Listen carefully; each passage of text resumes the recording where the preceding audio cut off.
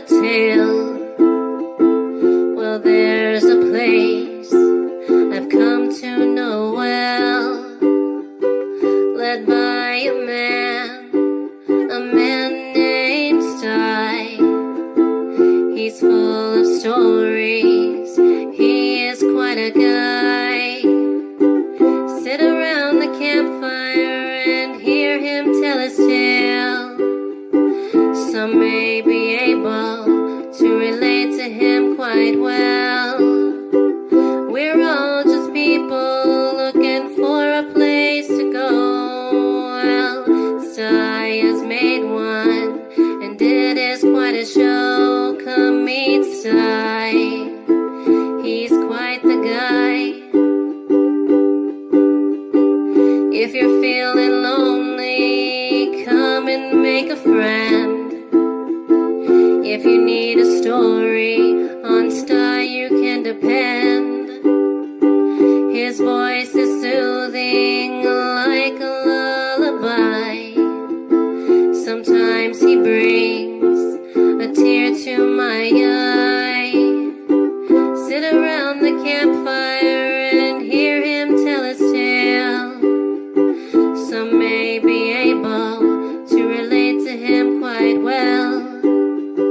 We're all just people looking for a place to go. Well, Sty has made one, and it is quite a show. Come meet Sty, he's quite the guy.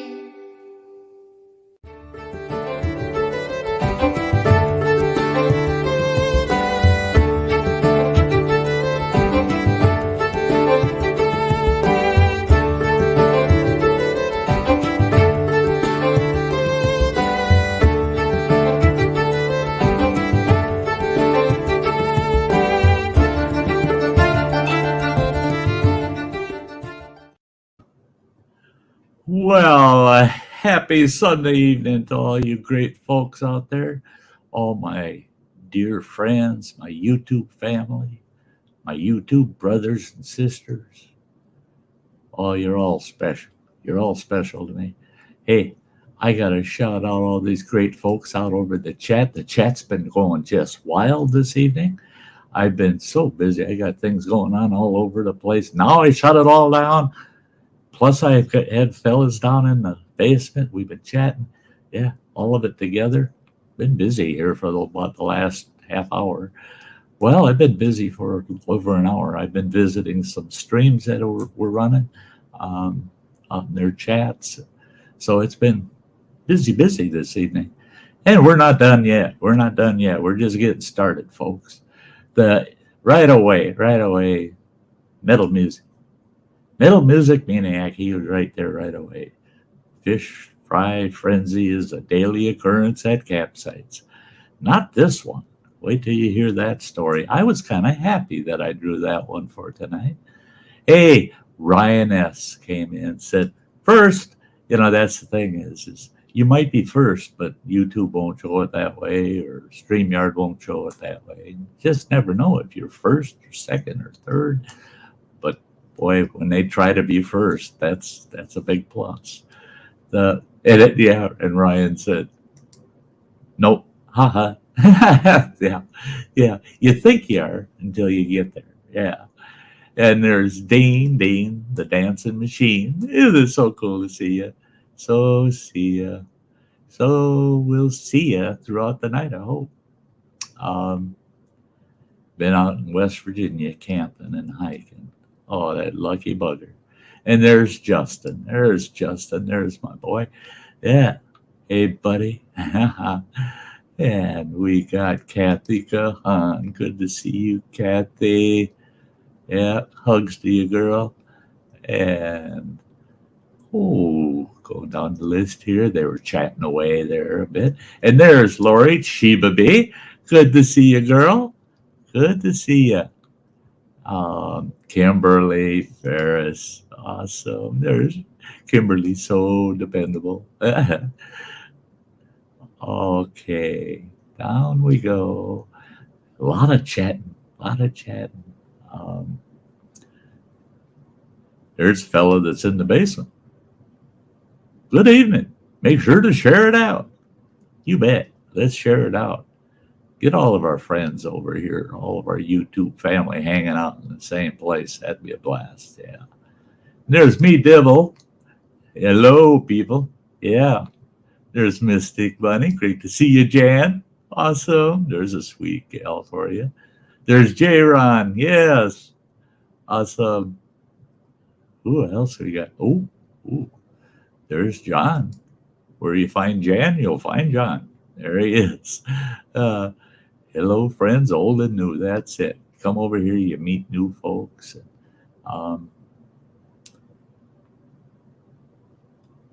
Did I? I gotta go back.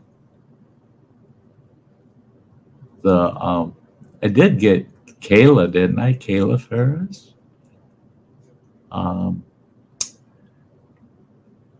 Yeah, my mind slips, But Kayla's here.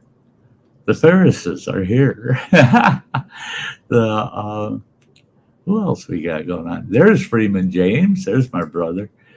Awesome. Good to see you, James. Going down the list. Boy, going down. A lot of folks showed up tonight, chatting right up front. There's Anthony Bressler. Awesome. All is pretty good today. You'll hear about it. It won't be much about it tonight, but it's not a lot to say, so it can be said quickly. And we'll move on with the night. So that's all the folks out in the chat. We got a good group of folks watching right now. We're going to set that aside, and I'm going to pull these guys out of the basement here. We got my brother. Yeah, my brother. He's been sticking with my channel so strong since he first met me, and just wouldn't know what to do without him. But there's Phil. Hey, we're going to have us a good Sunday evening. That's what we're going to do, man. That's what we're going to do. Yeah. It's great to see you, brother. It's great to be seen. Yeah. And me Dibble says, put him back. Hey, Dibble. Yeah. Come on, me Dibble. This isn't catch and release. Come on. But so how are you doing there, Phil? I'm doing good now that I got my truck fixed. So. Oh, you got your truck fixed. My the other day my brakes started. I could hear them grinding a little bit, so I parked it until yesterday. And the thing Tacoma, it's got that 4-piston caliper, and one of the 4 pistons seized up. Oh no! So I had to get a new caliper. So I went up. I grabbed 2 new calipers because I wasn't to the other side yet. Grabbed 2 new calipers, 2 new rotors.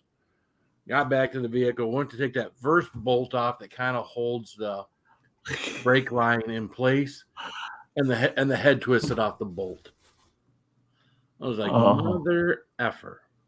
Oh my God! I spent about an hour and a half trying to tap that out with an easy out and everything else. That didn't work. So I got that whole side put back together, and I was like, you know what? There's a little tit that sticks inside there that holds that in place. All it really needs is something like a zip tie to kind of hold it in place because it doesn't move or anything else. Right. So I put a zip tie on it. I went over to the other side to do the other side, and lo and behold, when they took the head off the bolt on the other side, they'd done the exact same thing. They'd held it on with a zip tie. Oh, you got to be kidding me, man. Yeah, so if you would have taken the other side off, you would have seen what someone else had done. Yep. So when you got to the bummer side, you would have said, well, that ain't a big deal. I'll just throw a zip tie in there. Yeah. Well, yeah. Okay. And then, well, at least it's done, Yeah. Well, I spent today bleeding the brakes. So I didn't bleed them I didn't fill the caliper when I put a new caliper on. I did bleed it, but I didn't bleed it well enough. When I drove it, the pedals almost going all the way to the floor. So I looked at a couple YouTube videos, figured out how to bleed it by myself, and got it taken care of. So it's all good. It's all good now. Yeah. Getting those calipers pre-primed is they save you a little time. And I've done it before. I just forgot. That happens, man. That whole trying to tap that bolt out of that hole. Yeah, bummer. Hey, we got another fella in the basement we're going to pull up. We want to get him involved here. There he is. Man, there's the cook of the day. And I just saw this, and that is so awesome, my friend. Yeah, it's about time. And I'm gonna, it won't be tonight, but in my shout out to my members, man, you're gonna be hot and heavy in there. That's great, man. That is so cool to see you as a member. That's and Good speaking. Bill. Was it what? Good to see you, sir. Good to see you too, Mojo. And that is so cool that Phil just popped up. It doesn't show up on the StreamYard side, so I can't throw him up down here, but he just popped up his monthly member post that he's can put in the chat. He's been a member for 25 months, folks. Look at that, man. 2 years and a month, man. He's the man. He's the man. That's why I told you he's been here just forever.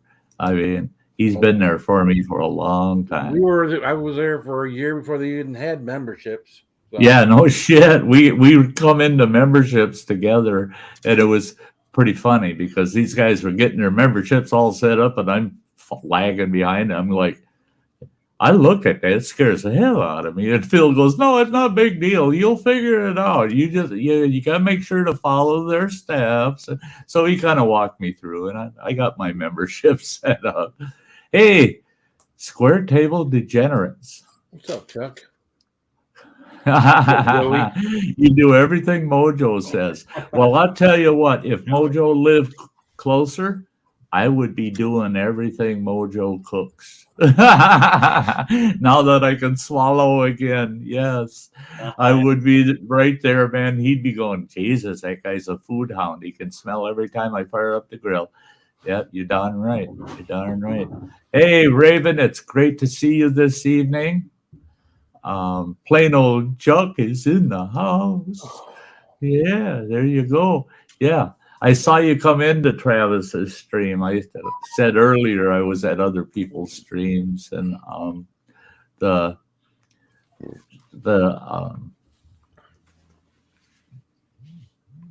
else? Oh, we got Ryan S. Yeah, great. It's great that you made it over. Ryan. Good to see you, Ryan.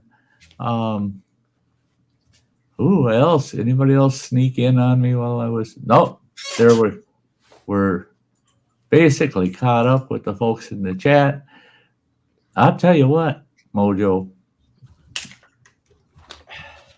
I used to just suffer and suffer and suffer watching you cook. And now it's not that I could mimic what you're making, but I'm starting to doctor up my food again.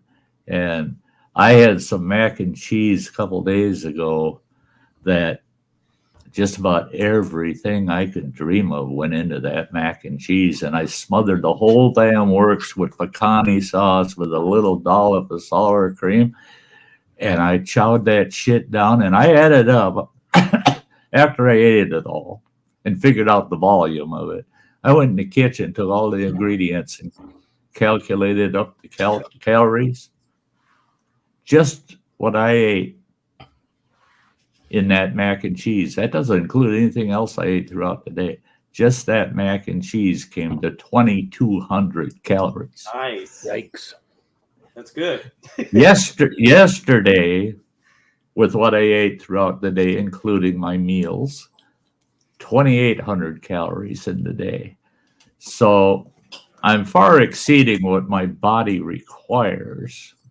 So my doctors are pretty happy with me. They're just like, we were concerned. We want you to at least maintain your current weight, and we can feel assured that you will at least do that. And I said, oh yeah. And if I can gain a few pounds in the next week, I'm good with it. I'm good with it. Yeah. Because eating that on a daily basis and getting way ahead of the game is going to be very difficult after a week from now.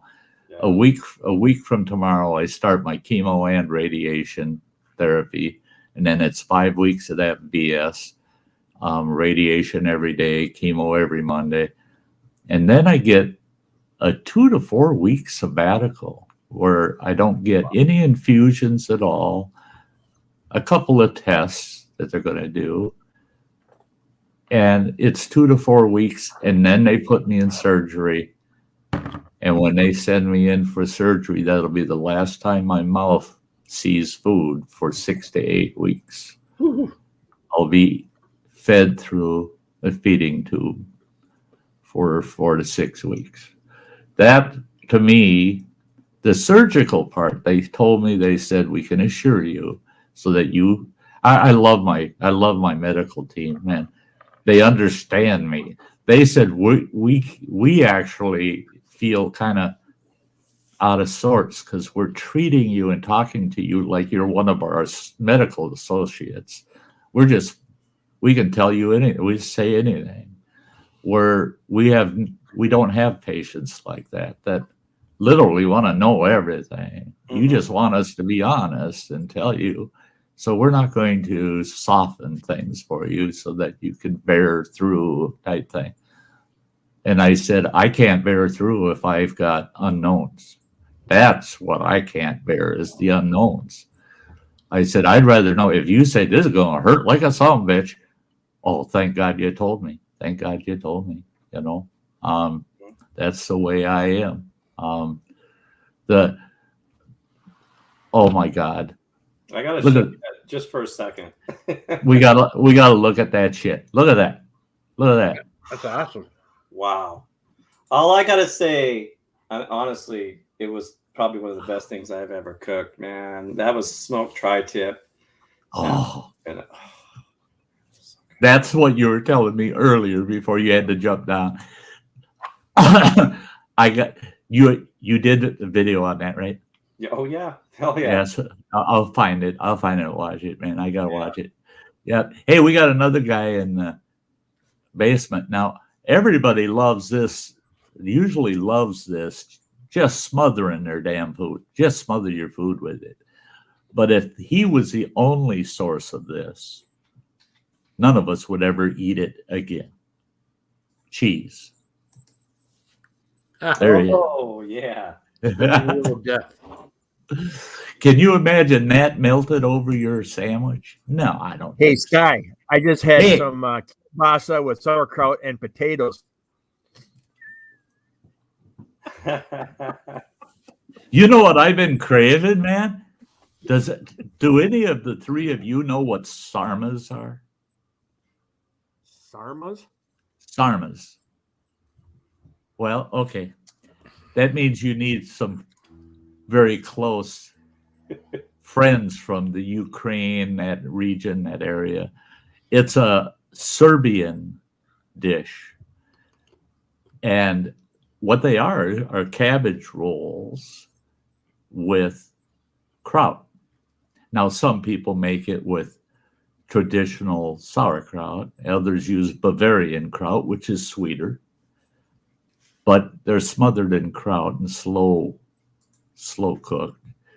But it's a mixture of pork, beef, and usually lamb ground together and seasoned and then rolled in the cabbage rolls and slow cooked in that kraut. It is the frickin' die for. And lately I have been craving it to no end, man. And I got to chew my food. They say chew it to almost a mush. You know, we want it mushy before you swallow.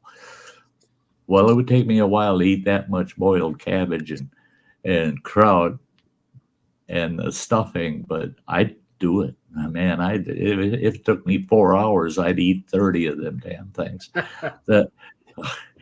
But that's the way it's been. Look at it. Hey, good to see you, girl. Good to see you, Gemma.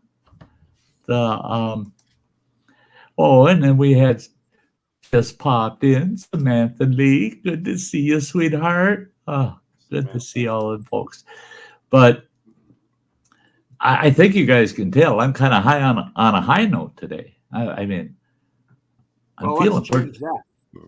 Oh, you can do that. You could do that, you know. you know, we could get in a discussion about directions out to the campground I'm staying at. You know, it changed my whole day.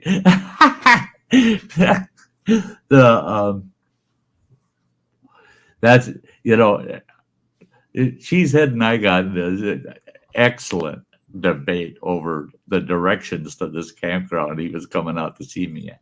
And that the reason it was an excellent debate was because I've had those with running water with my kid. And that's like where he had his open chest surgery. I did a Sty story about the tragedy of what happened to him. And I said he had it done. I can't remember left or right side. I don't even remember now which side it's on. I just know they split him the length of his ribs, used a rib splitter on him and got in there and worked on him. But I said, let's just for conversation. I said, yeah, they split him on the right side. And he said, no, you got that all wrong. You screwed that whole video up. You got that wrong. It was the other side. And I go, no, it wasn't. It's right. And I'm going, you're right. Okay. Fuck you. You know, I mean, the thing is, it's like it's on his left side, but when I'm looking at him, where's his left side? To my right. That's the way my mind saw it, was it's on his right side. When physically, yeah, if I'm looking at it, if I'm him, it would be on his left side, you know. So I told him, who gives a shit what side it was on? I said, now, if I were to say they cut a hole in the center of your chest, and I said they did it in your asshole, I'd still be accurate. Because his asshole is huge. On the story. Who are you talking about? It's just like this guy. I mean, who are you talking about a hole and what side? I mean, you could, yeah. I mean, they could do a colonoscopy through the mouth on this guy. I mean, yeah, I can hear you. Okay, Does that answer my question? Who are you talking? Shut, not you. I'm talking about running water. Oh, okay. I thought you were talking like, what are you talking about? Hole in my side. Oh, you've had enough holes put in you to. Oh, Jesus Christ, you're holier than thou. I think I'm the holy. I am the holy cheese. I tell you what, though, I'm going to have more holes in me than you've got. I bet within the next 3 months. Next 3 months. So. That's you're welcome. They're putting in just so you're aware, in the one surgery in Rochester. Now I've already had my heart surgery that involved 1, 2, 3 holes. Then they put 3 holes in me later when they removed the gallbladder. That puts me up to half a dozen. This next surgery, they're putting in 6 in the single surgery. They're opening up both sides of my rib cage. They're opening up from the bottom of my sternum to my belly button, and they're putting 7. They're putting in 3 chest tubes and 1 feeding tube. So they're putting in 7 holes in me. So you add those 7 to the 6, that's 13 holes they put in me. So where are they putting the feet?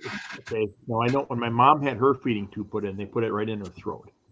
No, they're putting mine through the abdomen. His anus. They're putting it through my abdomen because they said the ones through your throat, that they found that if you drive a lot, you're going to be stopped frequently for not wearing your seatbelt, because they do not want you wearing a seatbelt if you've got a port or a tracheal type feeding tube. They don't want you wearing that cross belt, so you have that behind you and you're getting your ass pulled over all the time. No, I mean, I normally wear mine, but I shouldn't. I mean, because my pacemaker is right there. And so if I were to ever get pulled over, I said, well, I either die from being in an accident or I die from my pacemaker being right. I can't wear the seatbelt because it'll kill me. That's what I told them after my open heart surgery. I got pulled over, and that cop says, you're required to wear it. And I said, in other words, I'm required to accept a death sentence, to be guaranteed to die in a car accident. And he thought about that, and he goes, I'll be right back. And he goes back to his squad car, and he comes back and he says, I talked to my supervisor, and he said, leave him alone. So I guess you're good to go. If you're required to wear glasses, but prescription glasses, but you don't. Yeah. Hey, look at this guy. We were talking about him, weren't we? What? Yeah. I didn't do it. All right. Which side of the chest is it actually on? It's on the right side. On your right side. On my right side. Your left. Yeah. And I had said left. Yeah. Okay. Yeah. But I love those kind of debates, actually, because they get your blood pumping, and and you might be as wrong as sin, and you're still going to go for your side of it, I don't care. And then when you realize you're mistaken, because I don't believe anybody's ever wrong, they're just fucking mistaken. Most of the time. I'm just mistaken. I've never been lost a day in my life either. I've been confused for 2 or 3 days, but never lost. But that when you realize that you just aren't dead on, that the other person's nailed it, you don't give up. You still fight your side. And then that's Chris. That's Chris, man. Just keep it going, man. It's got my blood running. This is good. I'm fun. They're having fun. There's Ryan S. out there yelling, where's Bean? He's right there in the back. He's peeking around there. He knows. That's his domain back there, man. If he ain't running shotgun, he's back there in his apartment. Yeah, tearing apart the bed. Yeah, he lets running water sleep back there sometimes. He's got to be comfortable. Mm-hmm. Oh, he's like a little furnace. Gemma, sweetheart, you don't have to do that, girl. You just really, you don't. You really don't. I have to say, people have been really blessing me lately, and and it helps, but it goes beyond the need. It's extra. It's going to, a lot of this is now going back right into the channel fund, to improve the channel down the road. I plan on living another 5 to 20 years. So I'm going to go through hell for almost a year, but doggone it, I'm going to be here for quite a while after the fact. I don't feel I deserve it, girl. That is, Jem is saying you deserve it. I don't feel I deserve it. Yes, just sir. shut up and take the money. Just shut up at that. That's what everybody keeps telling me. It makes her feel good. That's the only true benefit is if it makes you feel good, then fine, I guess so. That's So I've had people. What's that? How much you're going to save. Just think how much you're going to save, and you need to squirrel it away every time you get the on those cancer sticks. That's true. That's true, because since I've switched what I smoke, it went from $20 a shot per carton to $50 a shot. Ooh. So I took my discretionary budget that I have for play money every month, and I ate that up pretty much, changing the brand that I smoke. So, but these will be disappearing within a month. Yeah, that's what I meant. Gemma, girl, I can't. You proved your point, girl. I know I can't tell you what to do, but I'm going to repeat myself. It's not necessary. You don't have to. You don't have to do that. Oh, Love you I- to death, girl. I had a gal today get, I'm borderline violent about wanting to give me money. I was stopped at a truck stop. I go, was running in to get some food. And she asked if I could look underneath her car. She was parked there over by the truck, and she's just trying to get someone to help her, and everyone's ignoring her, and that something's dragging. I'm like, yeah, sure, I'll look underneath there. There's a body And on it's a piece of like that aluminum flashing that keeps stuff from blowing up inside the engine, that had come loose on one end, and it was just hanging there, just barely dangling. I'm like, well, give me a sec, I'll get a screwdriver. You can take that off, and you can have someone look at it later. It's not, and I crawled underneath there, and I got all dirty and stuff. But it's like, yeah, there, throw that in the back, and they'll know what it is if you show the mechanic. Was she driving Toyota by chance? Yeah. Yeah, it's a Camry. Toyota's got all these stupid heat shields underneath the car. Yeah, it's just aluminum. And it's usually between something and the body, and it's designed to deflect heat away. And yeah, usually after about 100, 150,000 miles, those things start coming off. Yeah, well, she's like handing me the money. I'm like, no, that's okay. It's not a problem. As I walk in, no, you're gonna take it. And I grab my arm and like shoving the money. It's like, geez, scary lady. Okay. Yes, sometimes it's better to just requiesce and say thank you. Yeah, thanks. Yep. You have a nice day. I'm glad I didn't end up in the hospital by saying no, But yeah, some people can get that way. You pass it on to the next person. You give it out as a Yeah. Well, I bought 3 sloppy joes just now, so okay. We'll be passing it off somewhere soon. Gemma, I'm going to take the moment here, and I'm going to find you over here on Facebook, send you the link. I will have you in the basement for a little while because I got to get the Sty Story done. We're well past the half-hour mark, but I'll pull you up as soon as the Sty Story is over.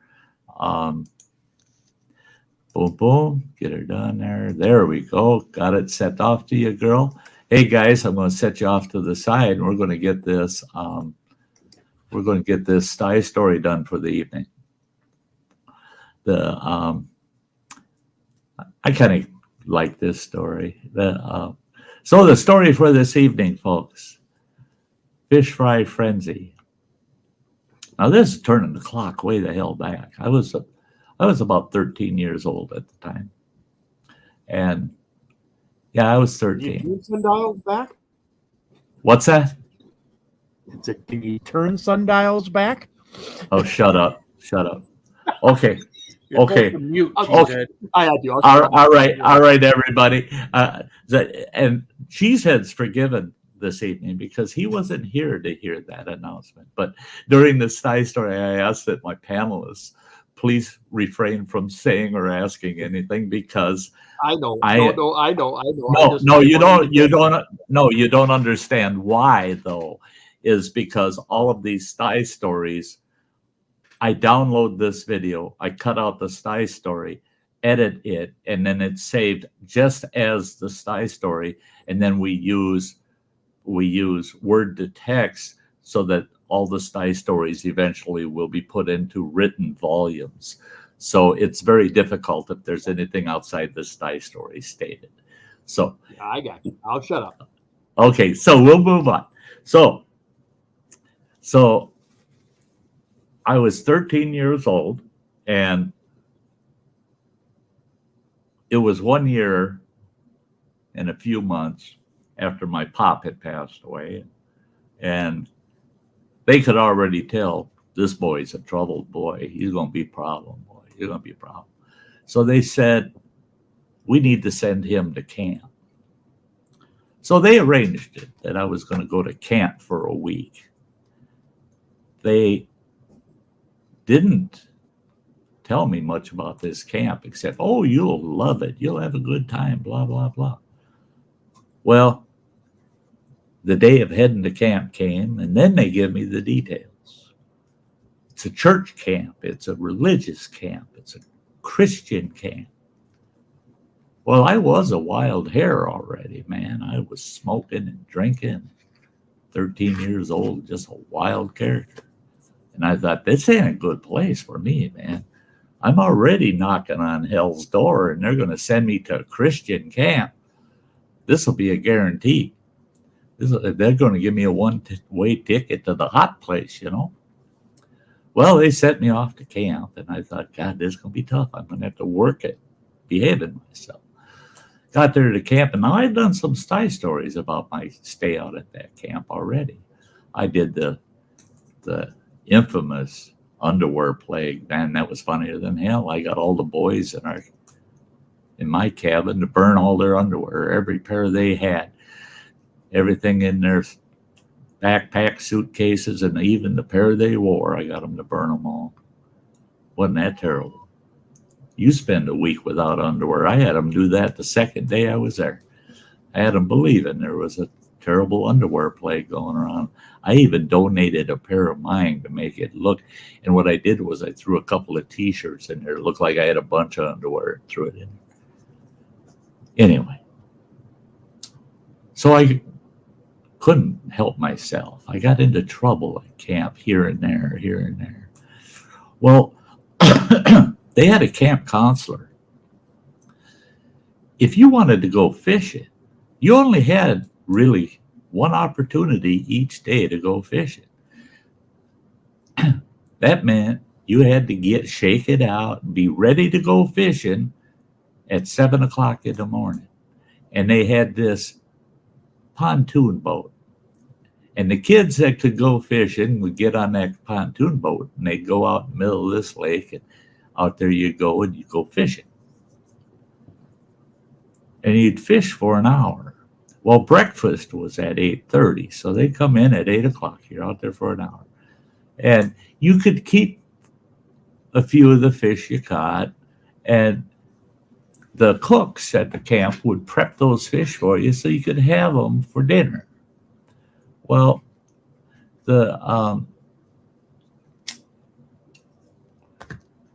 it sounded like that. Yeah, that'd be okay. That's fun, you know.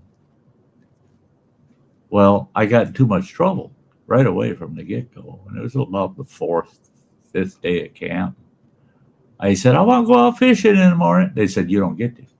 That privilege has been taken away from you because of the shenanigans you've been up to. Well, the end of the camp week came along, and I'm going, I never got to fish. I was here all week, never got to fish. Well, then they informed me they were giving me the option to spend another week. They figured they could help this troubled boy, you know. So I said, you know, I'm actually having fun here, being conniving and getting away with everything. I'm going to stick around another week. So I stayed another week. I said, yeah, I'll stay. Well, that second week, I told them, I said, I hope you're nicer to me this week. You're going to let me go fishing. They said, hate to tell you this, boy, but you're still restricted from the fishing trips. So I'll fix that shit. About 4 o'clock in the morning one morning, I got up, got all dressed, snuck my ass out of that cabin, got down to the lakefront. Well, I knew I couldn't take the pontoon boat, boy. They'll hear me fire that engine up, right? Well, they had canoes there. So I got me a canoe, and I paddled my ass out on that lake. And I found me this little cove full of lily pads, calm, quiet. It's the middle of the damn night, you know. I got out there, and all I had was line and a hook and about 1/4 pound of bacon that I had stolen out of the camp kitchen right there. That gets your ass in trouble. You can't be stealing at a church camp. That's a bad thing, you know. So I'm out there with my hot bacon, in a sense, a pocket knife, fishing line, and a hook. I cut that bacon into little pieces, and I baited that hook, dropped it off the side of that canoe, and boom, hit me the big biggest dang old sunfish you could ever dream of. And I thought, this is cool. I threw that sunfish in the bottom of the boat. I'm keeping him. Not even thinking, well, will they even clean it for me? You know, because I'm not supposed to be out here fishing in the first place. Didn't even think of that. I kept fishing. Every time I dropped that hook, boom, just one after another, boom. I had a blast, and it got to be about 6 o'clock. Out there a couple hours, and I started realizing, man, if I don't get back to shore, they're going to realize there's a canoe missing. When they got the fishing boat goes out, they're going to realize there's a boat missing. Actually, when the guys get up in my cabin, they're going to realize there's a person missing. So I got to get my tail back. When I got back to shore, I realized I got a boat full of fish. How in the Sam hell am I going to hide them? So I dragged that canoe up the bank and into the bushes, and I thought I'll come back and take care of them fish after everybody else goes out fishing. So I went, snuck back in that cabin, and as I come in the door, the counselor in our cabin had woke up. And he goes, "Where in the world were you?" I said, "I had to go to the bathroom." And he said, "That's all you were doing?" I said, "Well, yeah. So I got undressed, crawled back in my bunk. He says, "You're only going to get about an hour's sleep, boy, and we're going to be waking you back up." I said, "That's all right." Well, he got it together, and off he went and collected up the folks that were going fishing, and off they went fishing. I got up, got dressed, snuck out, ran down to that canoe, and I'm looking in there, and I'm going, God almighty, there's a lot of goddamn fish in there. And while I'm looking in that canoe, all of a sudden I hear this deep voice, and here it's the camp superintendent. He goes, "What you doing there, boy?" And I, oh shit, here we go. And I said, I said, "I'm just going to be honest, and I'll just take the punishment." I said, "I snuck out this morning, went fishing on my own." He goes, "You can't be out there alone. Did you have a life jacket?" Yeah, he's just giving me the riot act. I told him, "Yeah, I had a life jacket, and I was careful. And you can't go out there alone. You're not allowed to do that. You can't blah, blah." And he looked in that canoe, and he goes, "Oh, my God." And I said, "It's a lot of fish, isn't it?" He goes, "Yeah. It's a hell of a lot more fish than you're allowed to catch legally." And I go, "Oh, you can't catch all you want?" I didn't know. Hell, I didn't know nothing. "No, you can't catch that many fish." And I said, "But I did." And I said, "Almost all of them are dead now. Now what do we do?" He says, "I'll be back." And he come back with a handful of stringers, right? Now, mind you, there was 130, it was like 137 people at that campground, all the campers and the staff.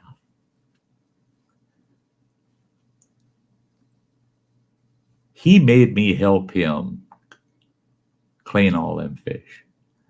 It took a long time. And the best part was there was 6 stringers, each one of them packed full of these sunfish. By the time we got them all cleaned, we did it right in the kitchen at the camp. The cooks come in to prepare breakfast, and they saw what we were up to. They're just shaking their heads. And the old gal that ran the kitchen, she said, "How many are there?" I can't remember what the total number was. And she goes, "Oh my gosh." She says, "We could feed the whole camp. We'll have a fish fry tonight for dinner." Almost 140 people. It was 130 plus. There were leftover fish at the end of the evening. That's how many sunfish I had got. That superintendent come back to me and he said, with the fish limit on sunfish, he said, I checked it out. The limit's 50. He said, you violated, if we take the limit you're allowed off of it, you violated the limit 6 times. I go, you gotta be kidding me. He goes, no. That's how many damn sunfish were in there. Well, that must be why it took us almost 2 hours to clean them all. But I fed 130 plus people. One guy out there in the middle of the night, single line and hook, 1/4 pound of bacon. And I fed that whole camp. The only person I think that fed more people than me, fed them fish, is Jesus. I'm pretty proud of that. The only problem is that Jesus didn't break a bunch of rules to do it, but they were fed. They were fed. I fed the people. But that old superintendent, because it was a church camp, he reminded me, Jesus, I ain't. And he said, and you didn't do the right thing. And the right thing would have been to have taught somebody to fish instead of breaking the law to feed them fish. But it was fun. I loved it. And even at my age now, we're talking damn near 50 years later, 50 plus years ago. And everything I know today, guess what? I'd do it again, and I'd enjoy every minute of it. I'd also enjoy the fish fry. And it was a fish fry frenzy. Everybody loved it. They just loved it. Fresh fish. Caught that day. I mean, those fish weren't that aged by the time they were fried up and prepped. It was one of my favorite meals. So there you go. There's your Sty story for this Sunday. I hope you enjoyed it. And we've got another great panelist down in the basement. We're going to pull her up. There she is. Hello, Gemma. Hey, Gemma. Hey, Gemma.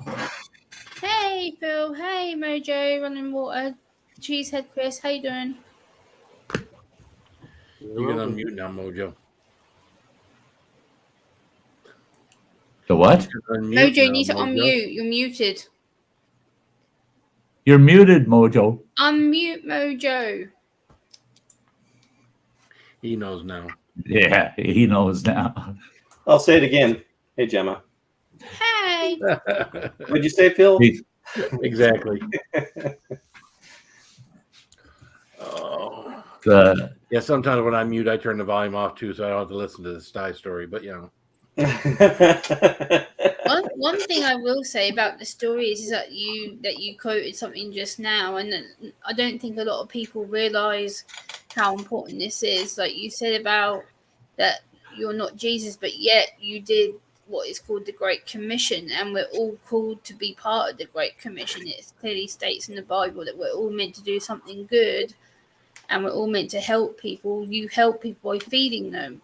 Then people would have probably gone hungry if it wasn't for you. So you did a selfless act that Jesus would have done himself. So that the only thing I have to add to that is it wasn't very selfless, because I was doing it all for enjoyment, my own personal enjoyment. It's just that the outcome from it turned into positive, So, and I had somebody, a wiser individual, teach me a life's lesson that, you don't intentionally go out there and break the rules to help somebody like that.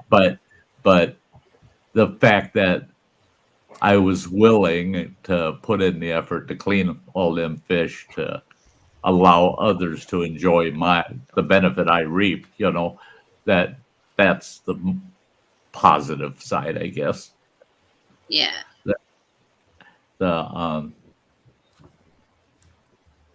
Yeah, yeah. Life is Sty, good even when it's bad sometimes, you know. Yeah. Sty, is the bay open up enough there for the stuff to start running? You know, there's a risk of the smelt running under the ice this year. There's definitely going to be a risk of the smelt running under the ice. Can't remember which creek that is that runs through down by Mislowski Beach there. Do you remember which creek that is running water? Isn't that Fish Creek? Is that Fish? Yeah, the one that has a little turnoff by the kennel. Yeah. Yeah. That Yeah, is that's Fish, huh? Yeah. The bay right there for about maybe an eighth of a mile is open. Rest of the bay is still solid ice. But I didn't see it today. I wish I would have had the chance to run down and take a look. Something tells me that ice is going to turn black here in a day or two because it rained all night last night. I don't know what it did down your way, Chris, but here it just poured all night, man.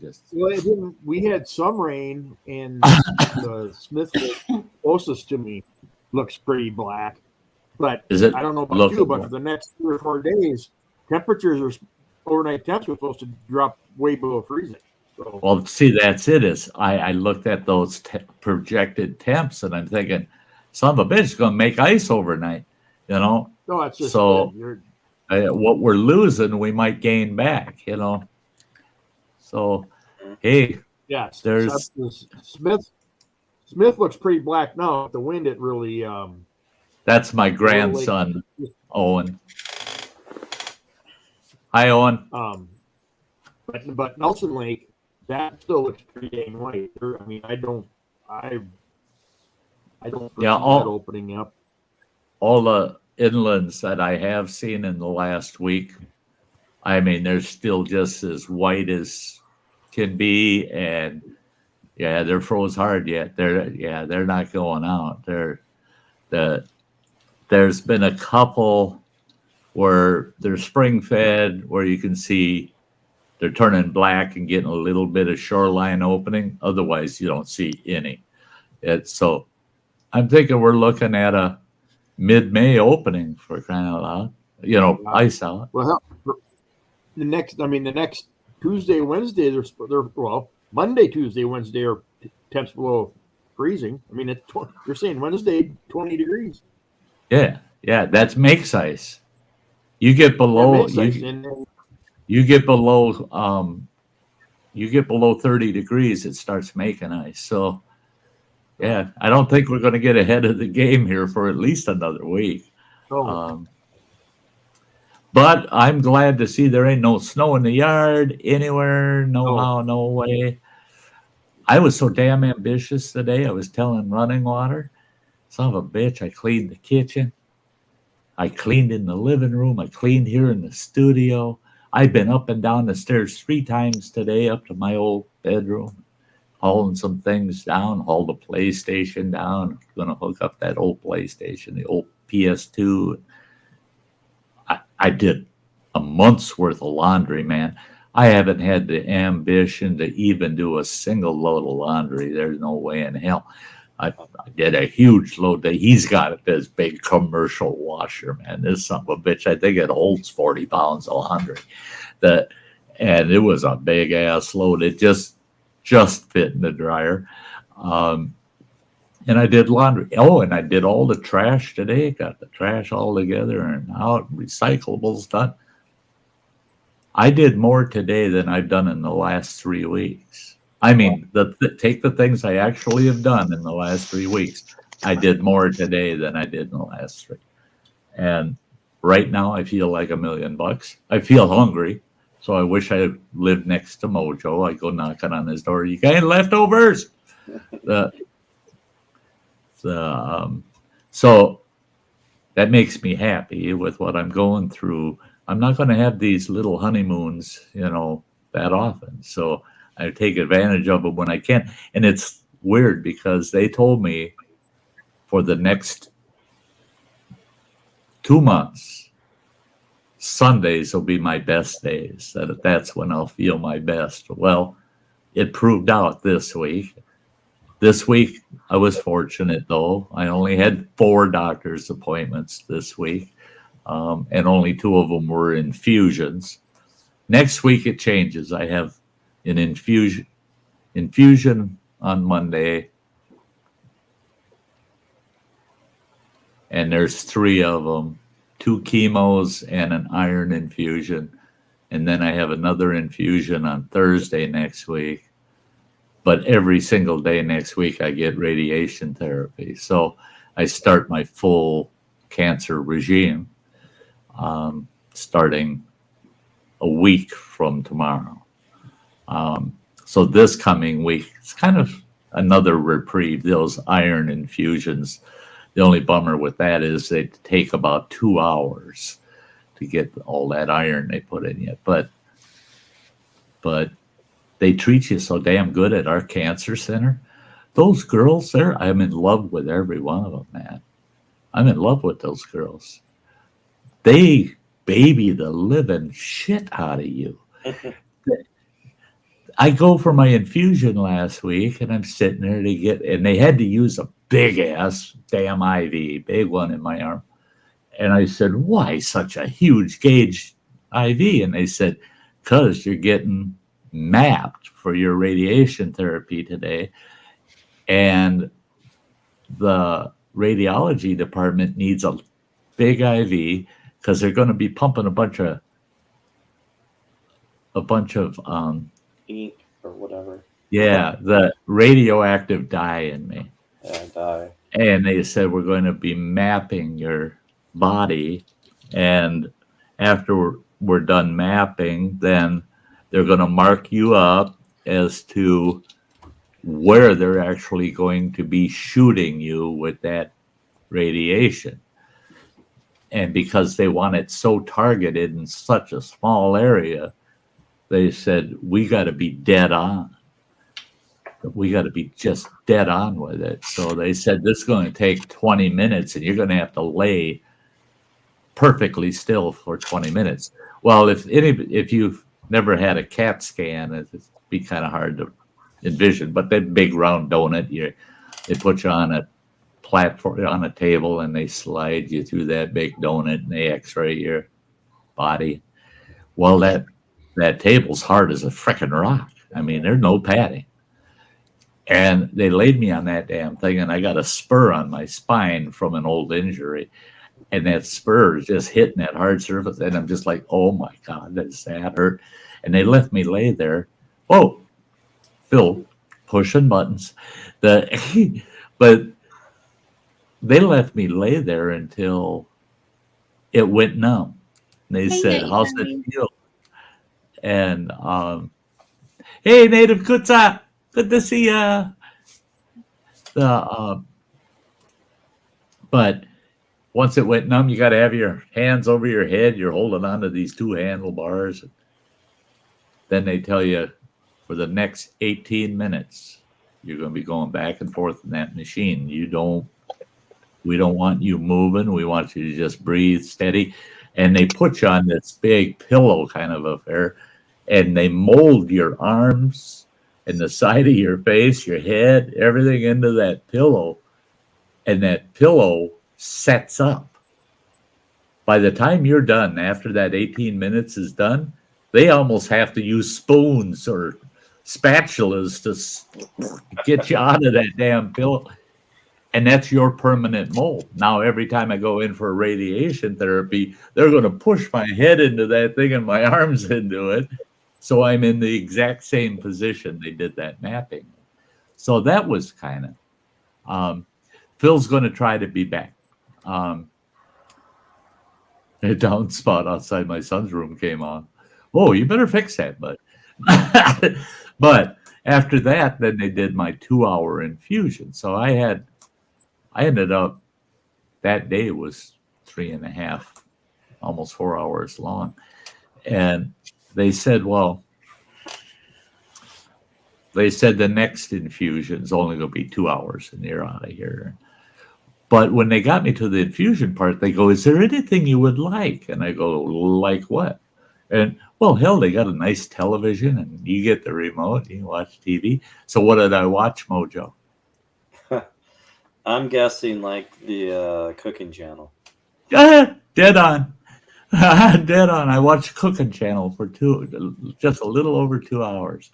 Oh, wow. And so I had the Cooking Channel on, and she goes, "No, is there anything you would like? You want juice? You want coffee? You want whatever you want. We got all kinds of things. You want tea, iced tea, whatever you want."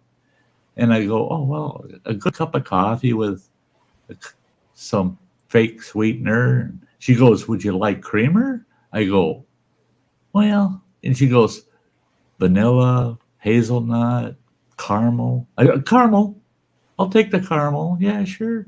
So she brings you this big ass cup of coffee, and not even thinking, yeah, I'm going to be sitting there for 2 hours and drinking that big ass cup of coffee. And they ain't going to let you go to the bathroom, man, during this process. And so I did suffer a little bit right at the tail end. I was really glad to finally get out of that chair and be able to make a beeline for the bathroom. But then she comes in and she looks like a vendor at a ball game, for God's sake. She's got this big box with a strap around her damn neck, and that thing's got a pad on it up against her gut, up against her stomach. She comes in with that, and that freaking thing is so full of different snacks. I mean, chips and pretzels and nuts and everything, and candy bars, cookies, all that. She comes in, she goes, "Grab what you want. Help yourself." She goes, "And if you prefer something like, we got pudding, we got jello, we got ice cream, we got sherbet, she's going down this huge freaking list, the shit, applesauce, all this other shit. She goes, "Any of it, and as much as you want, whatever." She goes, "It's part of your treatment." And I go, "How in the heck is this helping my cancer?" And she goes, "It's nutrition as far as we see it. And it's part of your treatment. It's covered by your insurance. So help yourself." I said, "Holy shit." I did. Then they come in and they saw I had tattoo work. Holy Jesus. So you got this big ass IV in your arm, and they're making me peel the shirt off so they can inspect my back piece, the portraits, my arms, and they're inspecting them. And my head nurse, the gal that did the IV and monitors me, she goes, "Who did your artwork?" And I told her, "Ron Stevens with Tattoo Alley right here in Ashland." She goes, "My Uncle Ronnie did all that work?" Oh, wow. I go, "Say what?" Here, she's the niece of a dear friend of mine that did all my tattoo work. I didn't know her. And for 2 hours, she was constantly coming back with other staff members. And 3 of those staff members came in the door, introduced themselves, and said, "Gina came and got me and told me I have to come and meet the nicest man in the world." I go, "Boy, is she mistaken." I told them all. I said, "Oh, she is so delusional." I said, I might have the nicest tattoos in the world, but I'm a frickin' curmudgeon, man. I know somebody that can prove it. That fell away on the end here. And oh no, those girls, they just love me, man. I love them back, man. They're great. They treated me like gold. I tell you what, if I was diagnosed as terminal, they would help make the end more bearable. They would definitely make the end more bearable. I have to say that the Ashland, the Northwest Wisconsin Ashland Cancer Center has got the best staff I've ever dealt with. Well, look at there, talk about a sweet lady. Hi. Hello. Hey, I like your hair. That's awesome. Thank you. Yes. Looking good there, Moj. Well, Okay. Mystic Bunny, you're nice, Sty.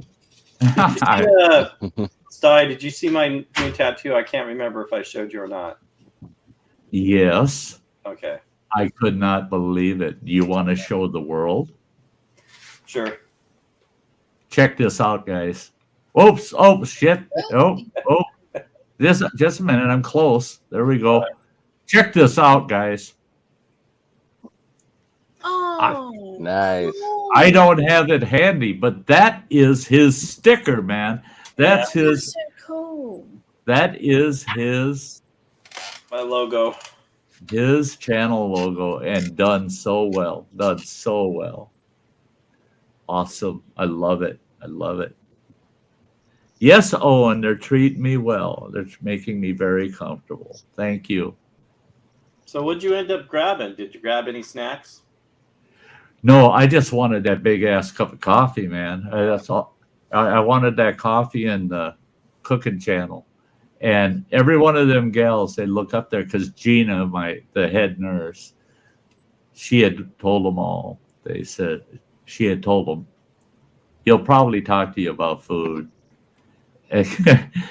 because he's just starving. He hasn't eaten for almost a year, anything substantial, and now he can eat again. So now he's talking about food all the time. And they'd come in, every one of them, they'd look up at that TV and they go, what are they cooking now? And I said, something delicious. I'm sure. They're just showing, not sharing. Old Cheesehead here, he was a sharer, man. I've been dreaming, Cheese, lately about the hobo stew we had the first time we got together, man. That was so awesome. That was what do they call those cookies? Starts with a P. The cans they come in. Well, I can't. Oh no, Pringles.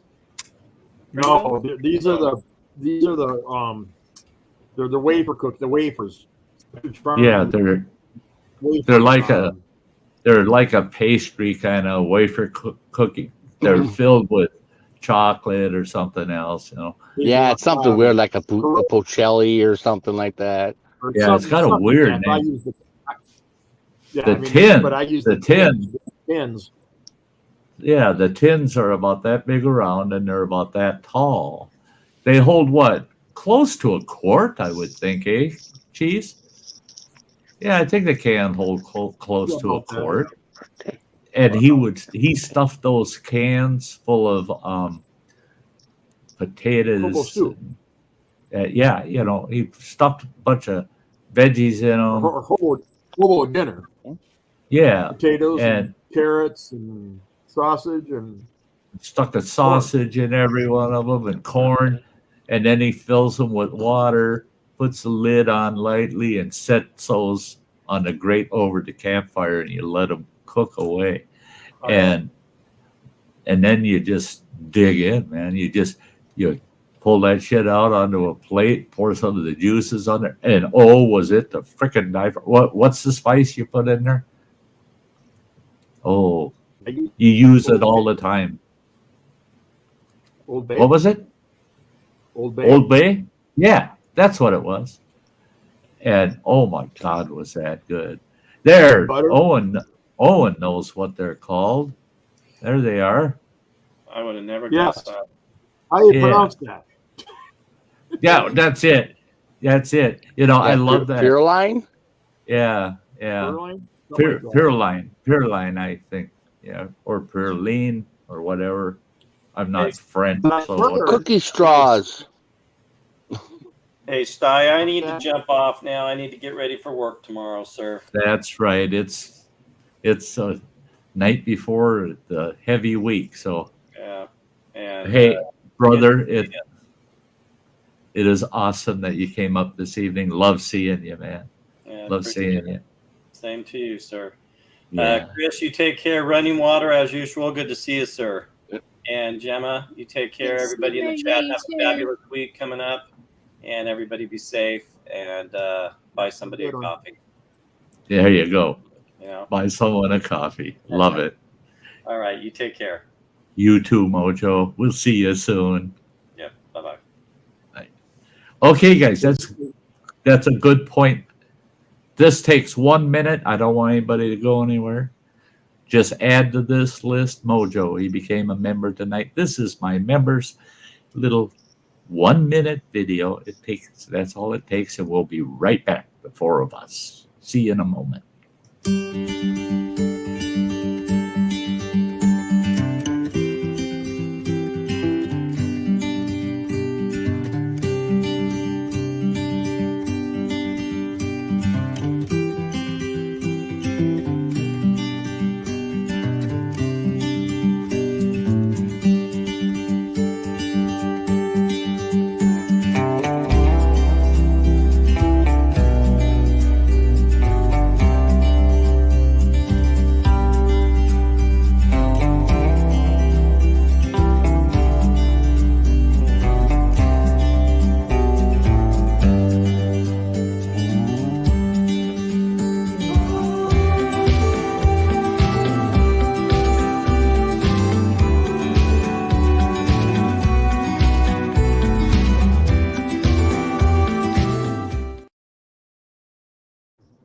That's some great folks. Now look at this.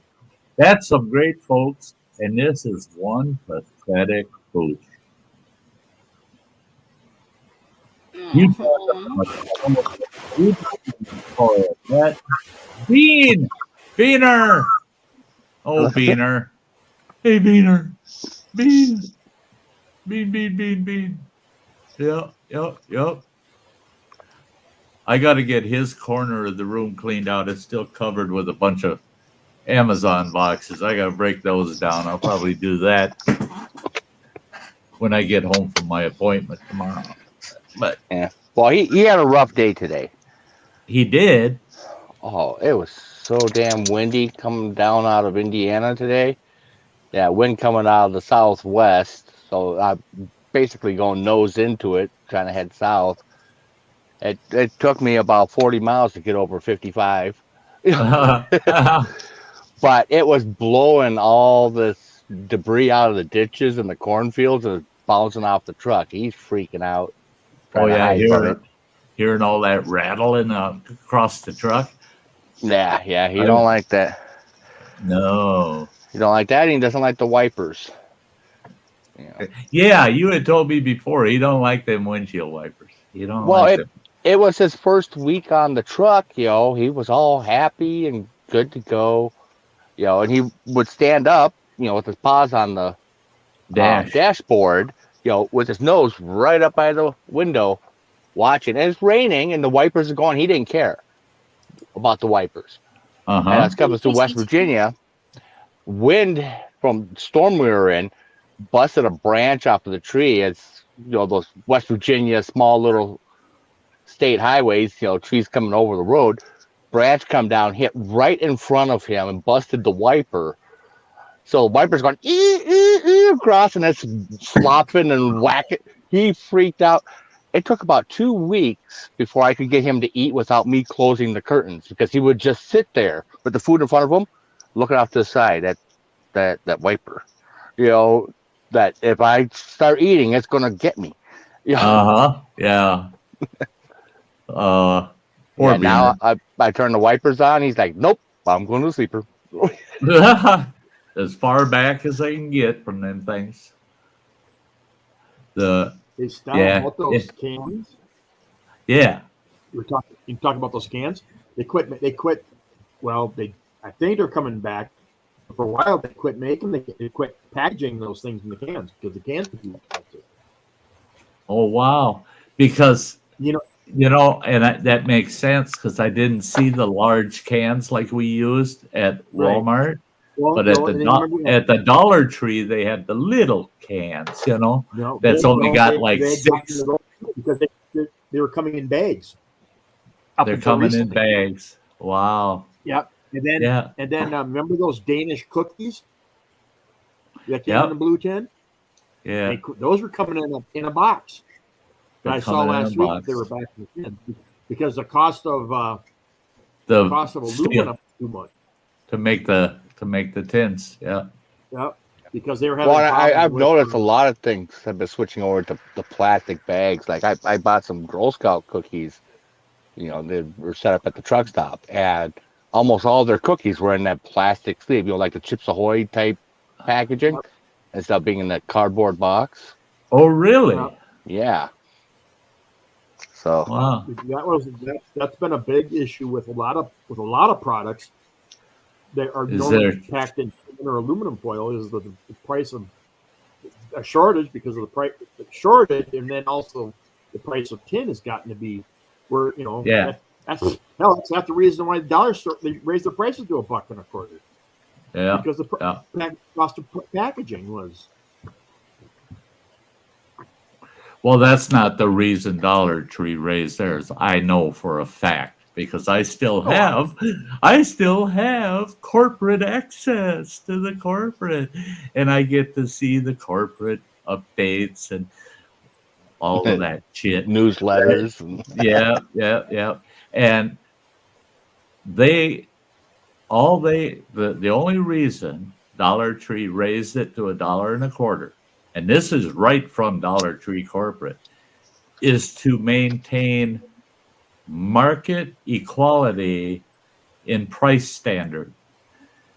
Had nothing to do with added costs or anything, because right now Dollar Tree, 60% of the stock on their shelves has a minimum of a 5-year contract at fixed price.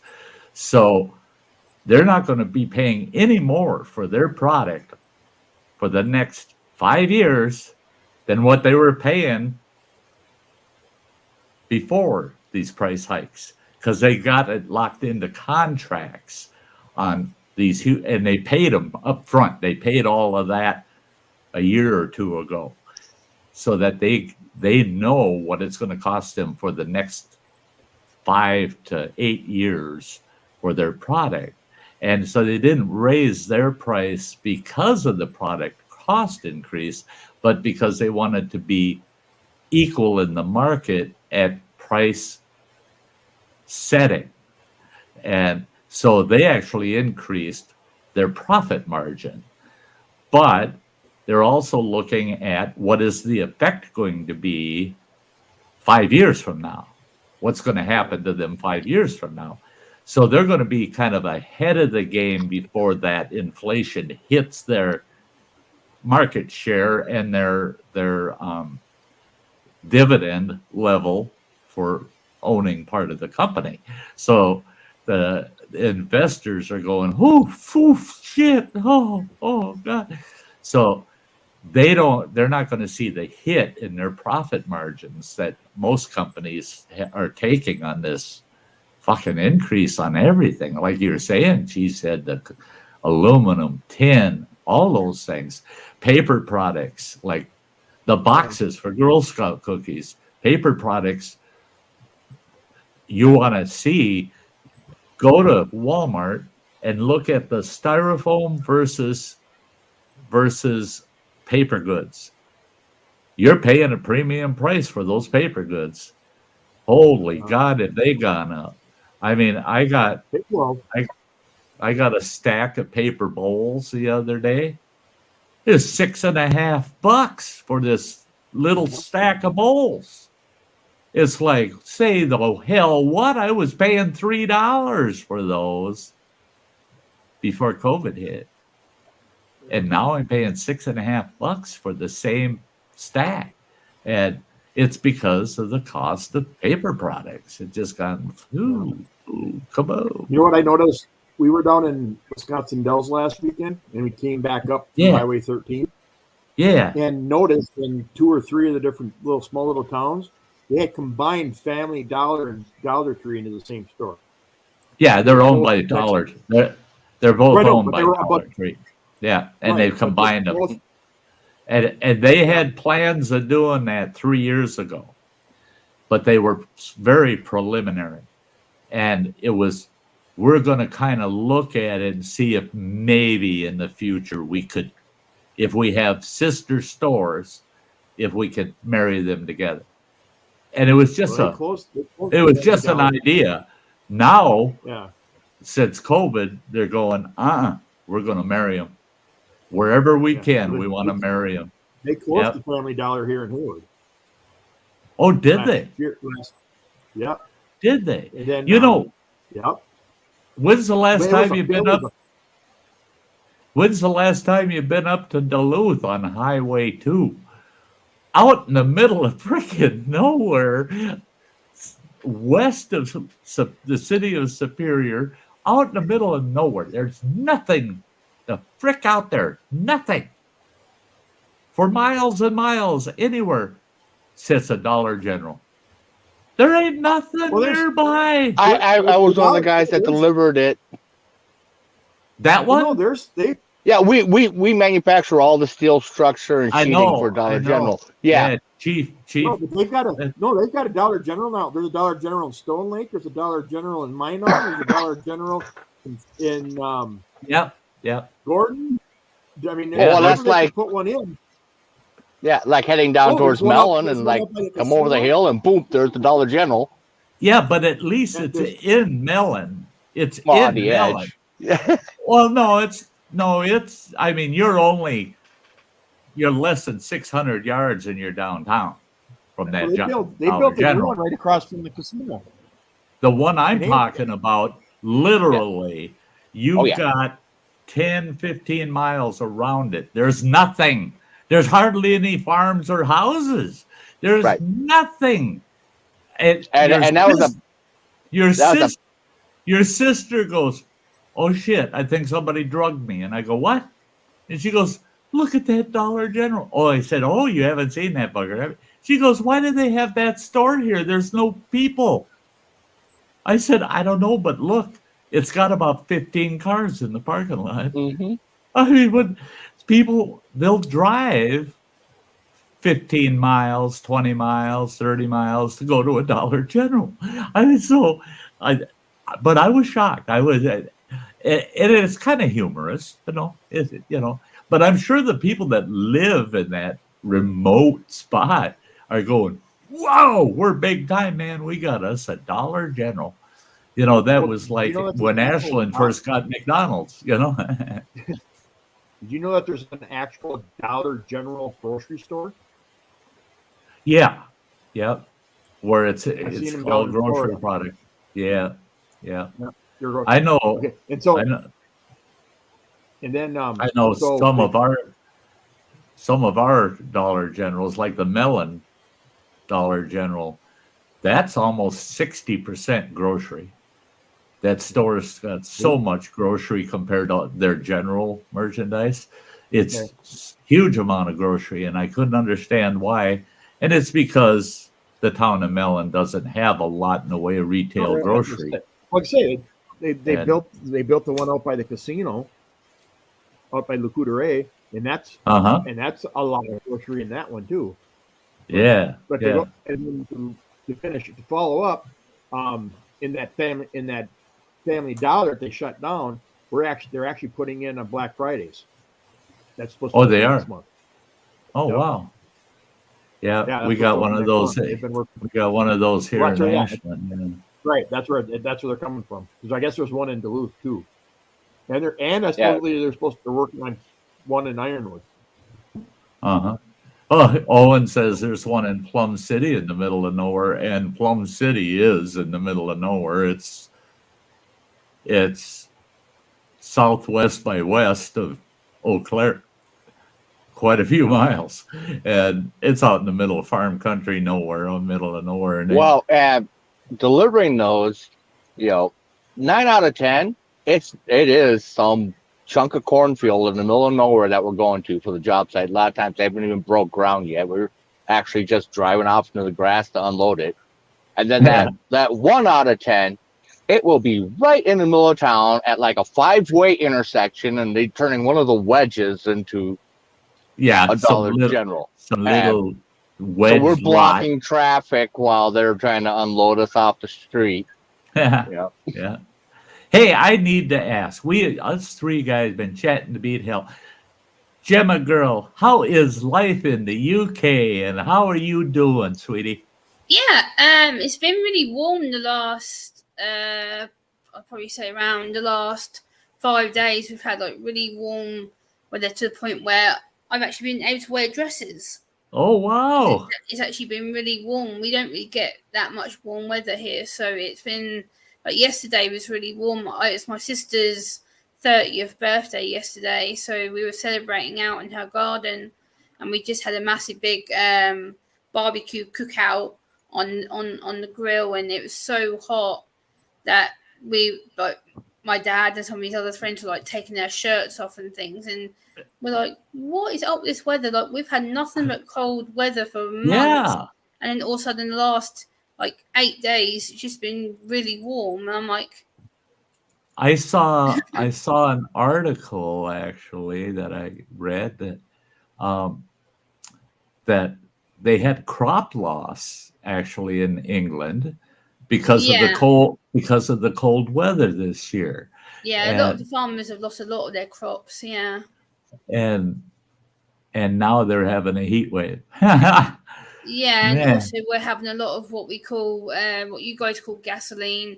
We call it petrol. We've had a lot of petrol shortages to the point where me and my dad had to actually drive to 5 different petrol garages within my locality to him to get fuel for work. Oh, wow. It's been an absolute nightmare. Yeah. Yeah, my dad got so stressed. He goes, what am I going to do for work? What about if I can't get to work? I'm like, we'll find a garage. We're just going to have to get up mega early. We're going to have to trek everywhere and just check each garage as we know our local area, and we'll have to find one.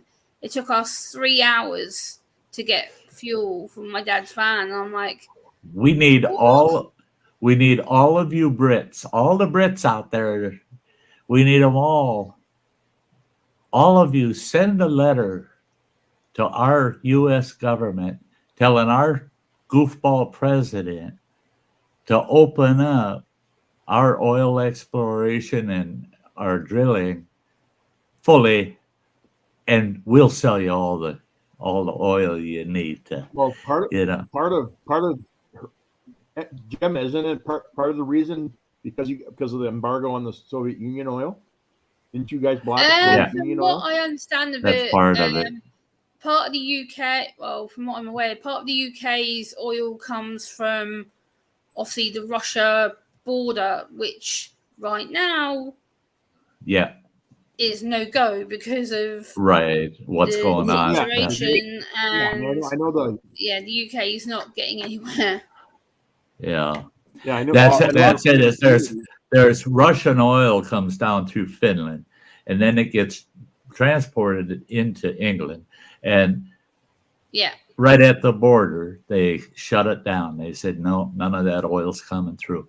We're not accepting any of it. So that really did hurt them. Minister shut down everything. Yeah. I mean, he won't even allow packages, like whether it's food, whether it's parcels from people. He won't allow anything from Russia or of that region. As soon as it comes across the border, it just gets sent back. So it's not even allowed to come into the country. So Boris has been very, very protective right now over how it is over here. But we've got a lot more open than we were. So the one thing about all of that irritates me, I guess, is that all the innocents all the innocent folk that are actually feeling all that burden, that they're the ones really feeling the burden. I mean, all the top cats in the governments, they don't worry about the inflation or you think the prime minister has trouble getting fuel in his car? I guarantee you he don't. And same in Russia. You think Putin has steak when he wants steak? I guarantee you he does, but his people don't get steak if they want steak. No, of course they don't. One of the employees, for the companies. Not Drew Queen. Good to see you. One of the companies my wife works for has 2 employees. I mean, they have many employees, but one employee is in Ukraine and the other employee is in the Soviet Union, and they have not been able to pay him since all this happened. Isn't that a bummer, man? Because they won't let that. Yeah, no transactions. They can't. They have no way. They have no way to pay him. Yep. And I had someone tell me, well, such and such a country, they ain't worried about it because they just buy their oil from Russia anyway because they're buying it with rubles. And I said, but their country is based on the euro and the US dollar. They're going to run out of rubles. How many rubles do you think that country's banks are holding? Eventually, they're going to run out of rubles, and they're still not going to be able, they're not, because Russia said, guess what, guys? Russia thought they'd be smart about it. We're not going to sell you our damn oil then unless you pay for it in rubles. Now, that's the stupidest thing I ever seen. Now, the economy, that's always been a pet peeve of mine, and I loved the study of the economy and economics when I was in college. I loved that topic. And that was the stupidest thing I ever saw, is for Putin to say, we're not going to sell our oil to you unless you buy it in rubles. So you're going to have to do international exchange for rubles to be able to buy your oil. Well, they cut that off. You're not allowed to. Everybody's going to run out of rubles that are buying from Russia right now. And Russia just shot itself right. They didn't shoot themselves in the foot. They shot themselves in the ass. That's the stupidest economic move I've ever heard of. And that just goes to show Putin's not as sharp a cookie as he thinks he is. Neither is Boris, though, because right now the UK government is in such a mess. Boris is currently being investigated 3 different times. Yeah. He's got the House of Commons against him. He's got the Met Police against him. And now he's got an independent committee against him. So he's now got 3 cases that are all pending. That's it, yeah.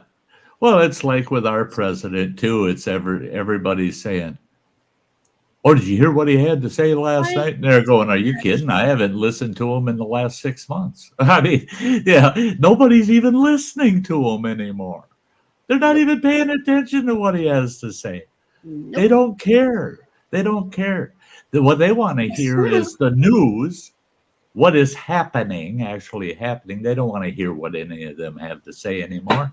It's just because they don't know what is or isn't actually what they're saying is going to happen. They don't know.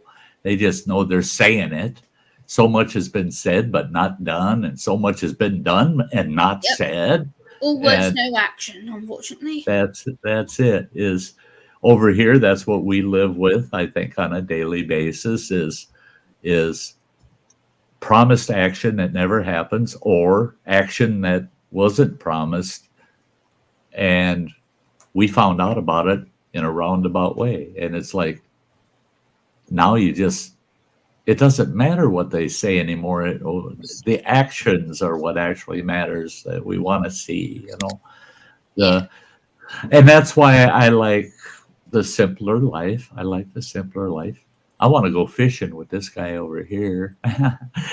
But it looks like what they're going to be doing to me. It's going to be August before I get to see a lake, Well, I'll get to see the lake, but I ain't going to get to fish. I probably won't even have you have to make sure you take care of yourself, and that means rest, and that means and that's it. Is that responds to it, and that's why for the next several months, I'm not going to be doing much. Because I everything I'm going to do for the next 4 to 6 months all has to do with becoming myself again, and being able to. And that's like, I can relate to your story a lot, like what you said earlier about like the cancer treatments and stuff. Like a lot of people know. I know Sty. I don't know if Chris or Ron and Wart knows, but I lost my auntie to cancer. She's been gone 6 years this September. And she went through numerous rounds of chemo, numerous rounds of radiotherapy, numerous treatments, one after the other. And people don't realize the impact that takes on not just the person who's going through it, but the people who actually are around them, the closest network to them. And I used to see my auntie like weekly at the hospital. It'd be an hour visit that turned into a 3-hour visit, a 4-hour visit, and I'd sit there at the end of her bed, and you talk about food and drink, and the nurses were brilliant. Like, they'd come up to her and they'd be like, "Oh, is Gemma eating today with you? Oh, does Gemma want something to eat and drink?" And they would literally come around with this clipboard offering us stuff like every couple of hours. It'd be like, "Do you want hot chocolate? Do you want coffee? Do you want cold drink? Do you want this?" I'm like, Sure. well, it's not about me. It's about my auntie. Like, my auntie was the one who was needing it, not me. But yet they still looked after me. Like, I was important. It was like, oh, well, she needs food too. I'm like, it's not about me. I was there for my auntie. It wasn't about me. My eldest daughter has gone with me for the out of town procedures and things I've had to go through. Yeah. And she said she can't believe how well they treated her at the hospital. The last procedure I went through, that day for her was 9.5 hours long. From the time she picked me up until we got home, it was 9.5 hours.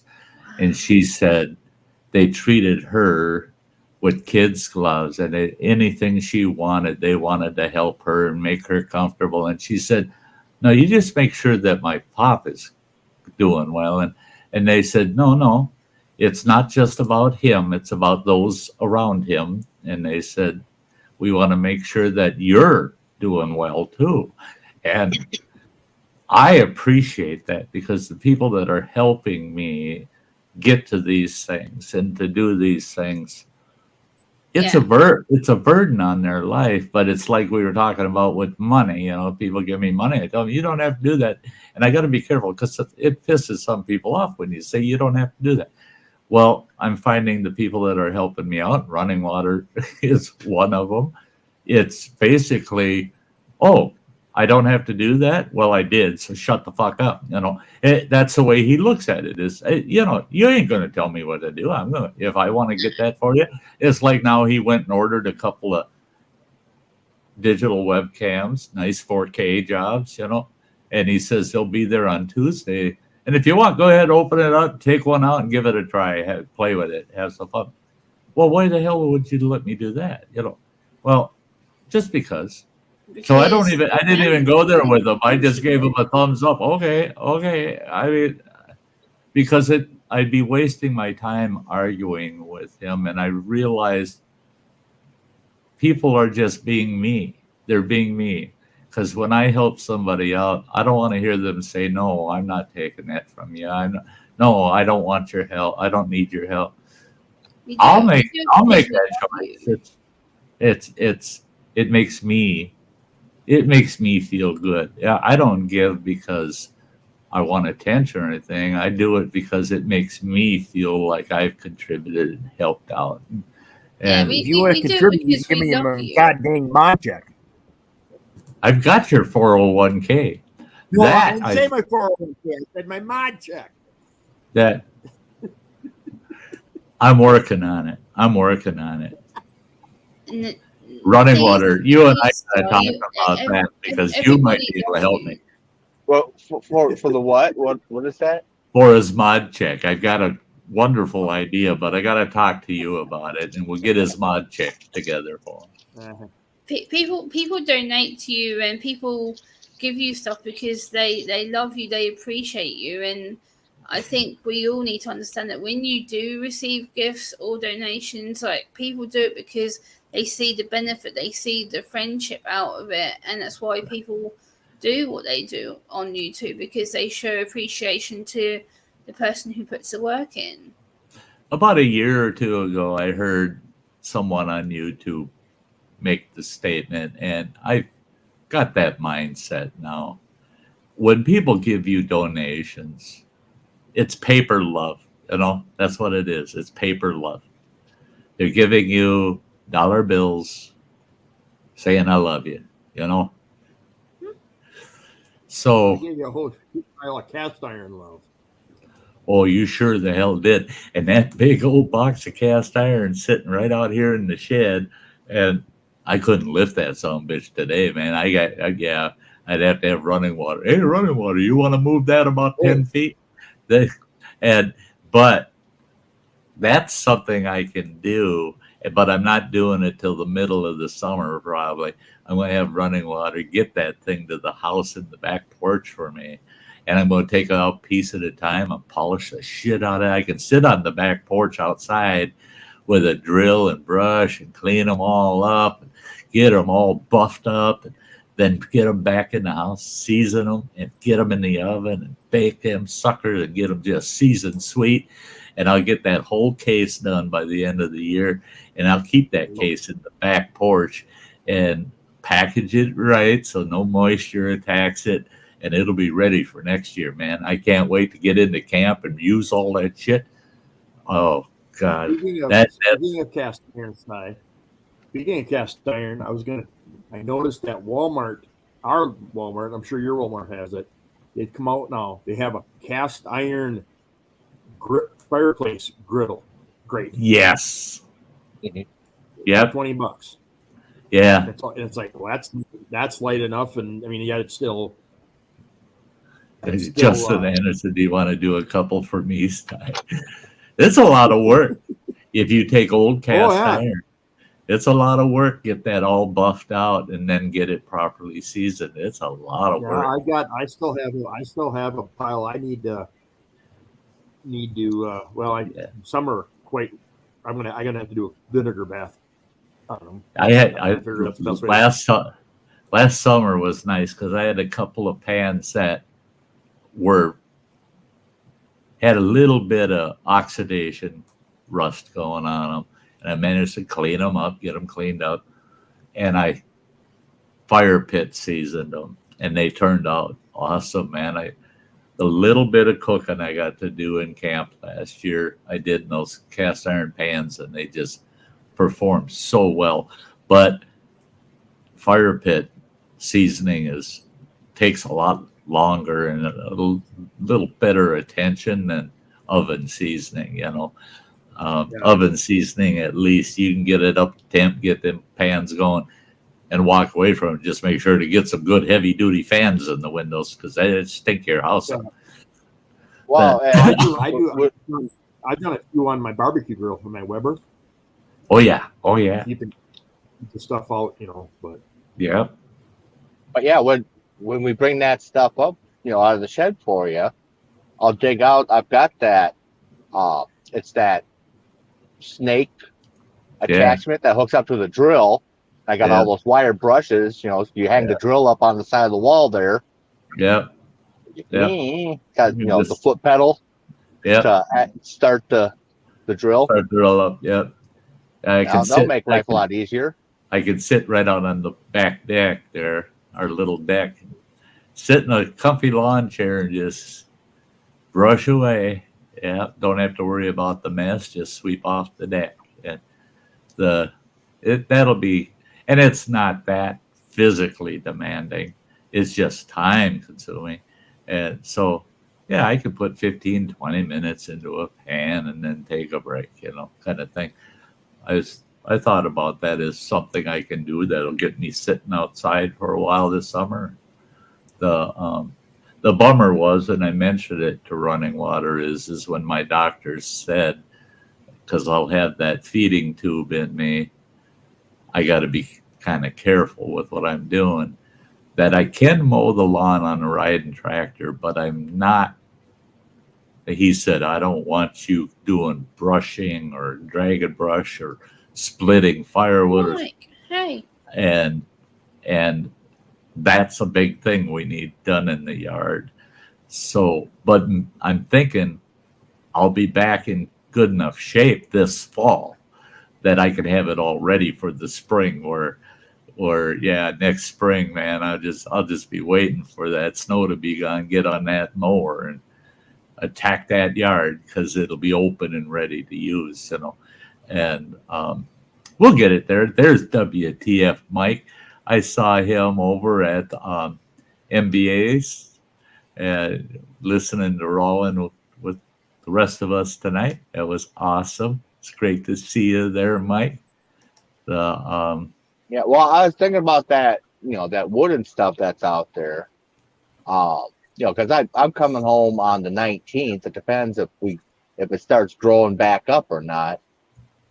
But I was thinking if we could get the bulk wood, if I could get the bulk wood drug over, I got the come along hooks and dog hooks and stuff. Get it over so it's a nice, tight, manageable area all together. And then that brush stuff will be easier to just knock down, and they can mow that. Yeah, one thing that really needs to be done is the big thistles that have grown in there, to lop those off and haul them off into that ditch line. Just they'd have a fit if just the pile of thistles that we'd have set that sumbitch on fire. They'll send the fire department over here. But I'd love to get them so that it don't have all the goddamn thistle burrs.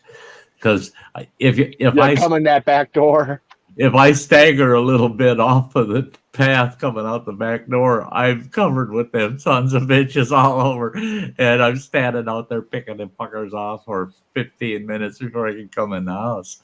I did come in one day and sat on the couch, and I had a pillow behind my back. Sat down, and I go, "What the hell? There's a lump back there." I reach back and I go, "I got a ball of them stinking thistle burrs about the size of a baseball that was on my hoodie, but now they were stuck in my pillow." And I was like, "You sons of bitches."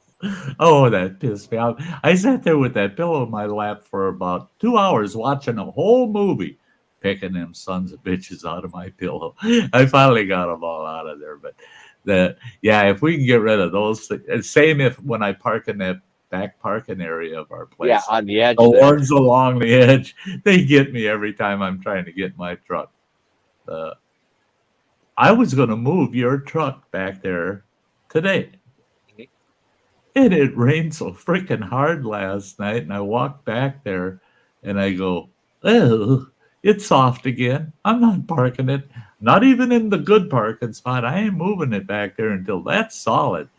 And those two ruts I'm looking at, I was going to grab a shovel. And I'm going, whoa, that'll piss the doctor off, I better not shovel those ruts right now.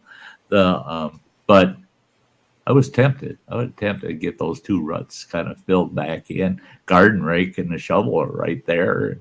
Even the grub axe is right there. I found the grub axe. I didn't know it was there. It was underneath the big recycling bin, the garbage bin, under the snow. And now that the snow is gone, it revealed itself because one of the bins tipped. And I'm like, "What's making that tip?" And I pull it out and I go, "There's the grub axe, for God's sakes. That means your brother left it laying out there because I never used it." And that thing's perfect for those ruts, getting that everything rolled out of those ruts back in the center, But yeah.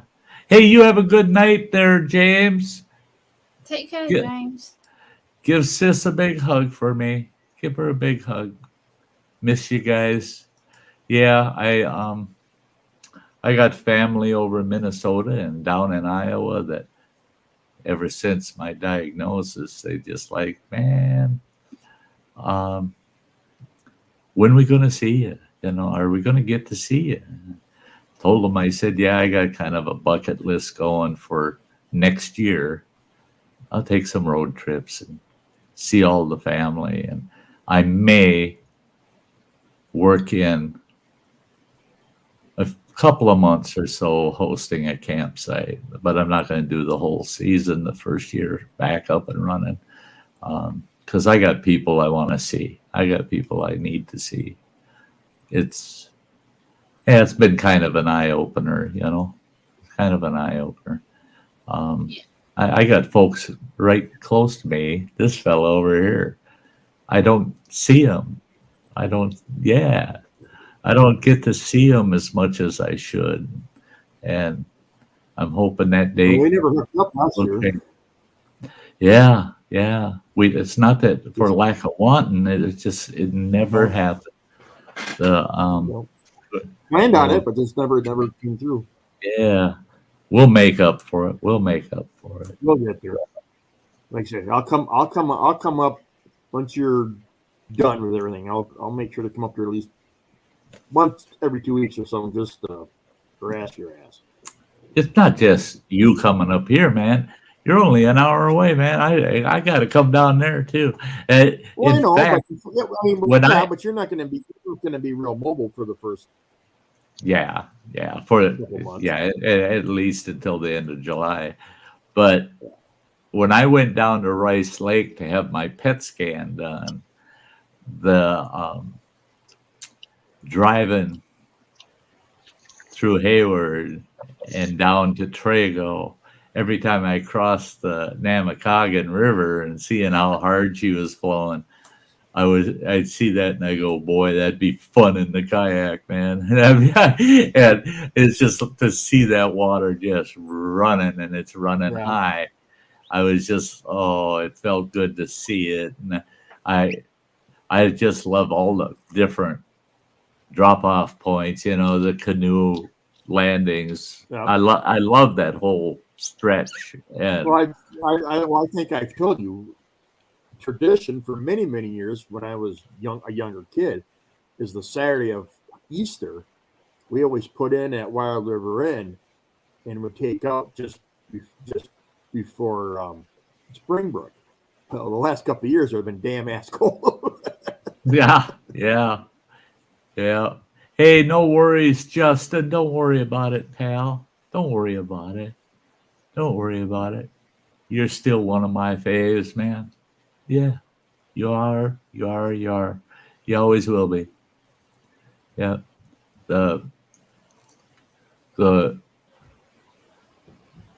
Yeah. Members don't. They don't. How do I put it? It's like they don't rate higher than the rest of my YouTube family. You know. It's just that my members are taking one extra step, like Gemma does with her super chats, you know. And I do because I love you.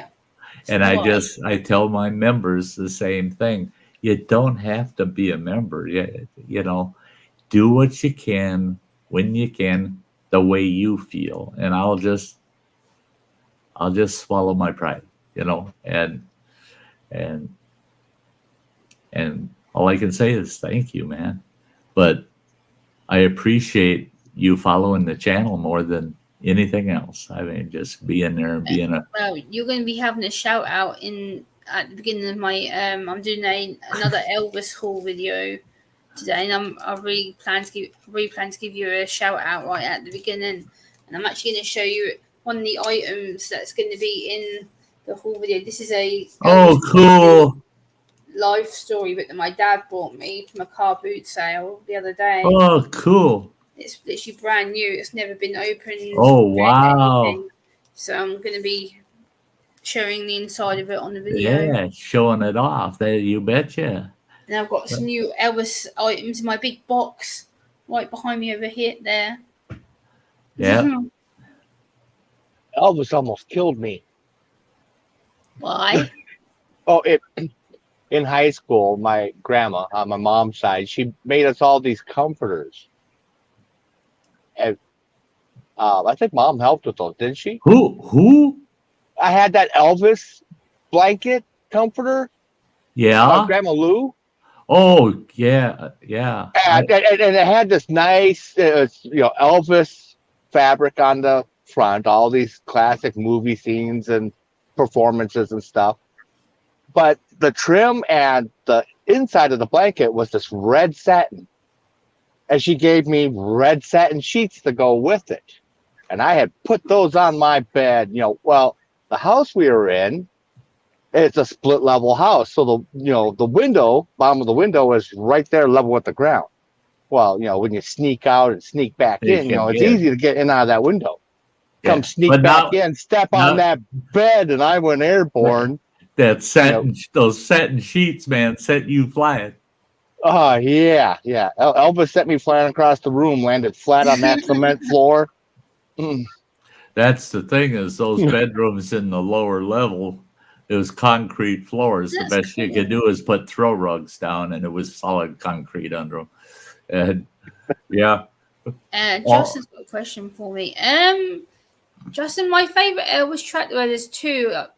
One of them you probably don't really know because it's a really old gospel song that Elvis done a few years ago when he first got famous, and it's a song called "Why Me, Lord," and it talks about his struggle with his faith and the struggle that he had with the church and his background. And then there's another song he did following that called "Help Me," which talks about his medical problems and talks about his obsession with wanting to be perfect, and he basically asks God for help and asks him to basically help him through his everyday. I'm like, wow, even Elvis could humble himself to actually ask for help. And I'm like, Gemma, why the hell don't you do that when you know you need help? And now I listen to that song, I'm like, damn, I'm just I have to learn to ask for help sometimes.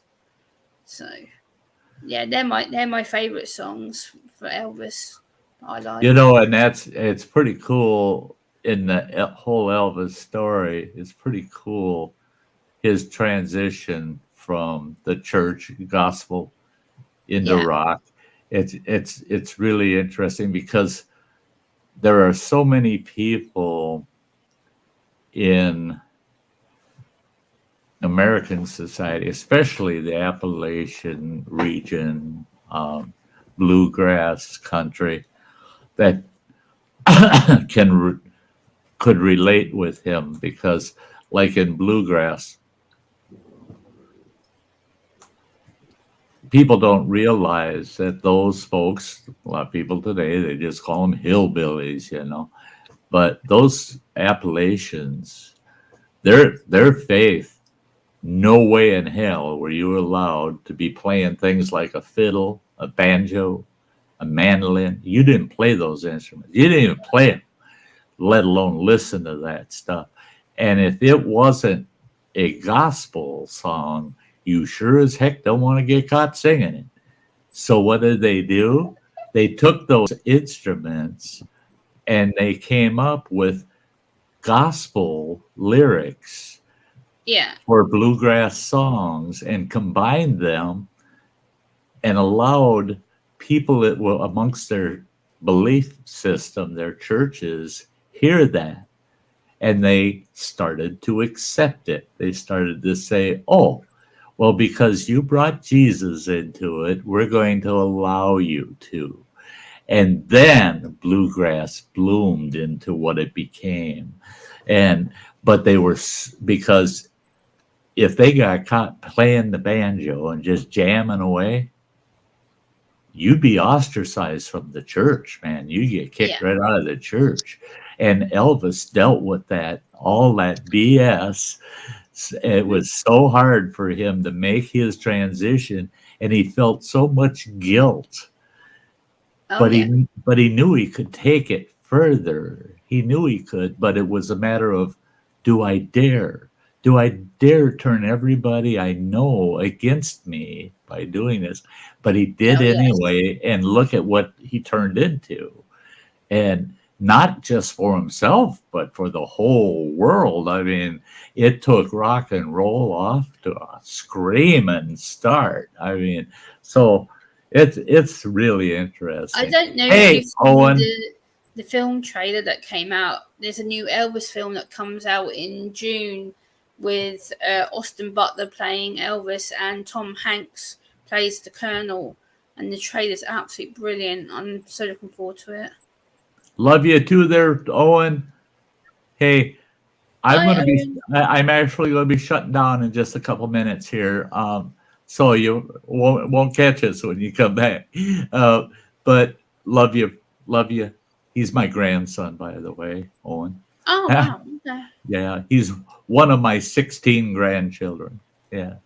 Nice. And now, if everything they're doing to me works out, I might see the day that I have one of my great-grandchildren popping up here and saying, hey, great-grandpa, you know. Heck yeah. I think that'd be pretty cool, you know. I've got 3 great-grandchildren, one in the breadbasket, going to be coming along pretty soon. So, yeah, I'll have 20 that fit in the grandkid class, you know. Hey, good night, Justin. Good night. Yeah, everybody knows I got to wrap it up at about the 2 hour mark, or the 2 hours of stream. I do have to eat yet tonight. I ate a little throughout the day, but I was so busy today. My appetite didn't overrule the things I wanted to get done. But lately, I was saying very early in the stream, yesterday was was it a boom fest for me as far as eating. 2,800 calories I consumed yesterday, when for the last 6 months before I was diagnosed and they fixed my esophagus enough that I could eat, I was consuming between 300 and 800 calories a day. That was the best I could do, was 800 calories. And you need a minimum of 1,200 just to maintain any weight at all. And I wasn't able to do it, and I lost all my weight. I'm happy that I'm at 100. Today I weighed and I was 150 pounds. So I'm maintaining that 150-pound mark. But I had 2 days last week I was not able to eat at all for the day. So that kind of, I actually lost weight because of those 2 days. I had gained a total of 16 pounds, but then I had lost about 6 pounds because of those 2 days. But I gained a couple back, and I'm maintaining it. So that's good. I'm hoping to gain a few more over the next week, being that they're not doing anything to me that'll affect my appetite. So I got some good fattening stuff to eat tonight after stream. So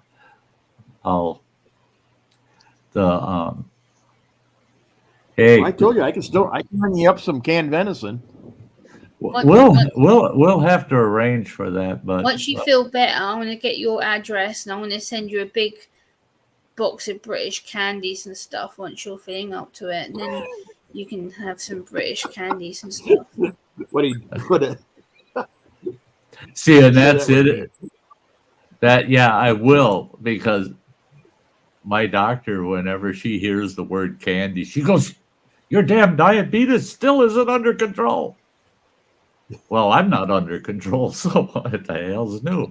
I mean, my blood. The only time I really sweat over my blood sugars is with some of the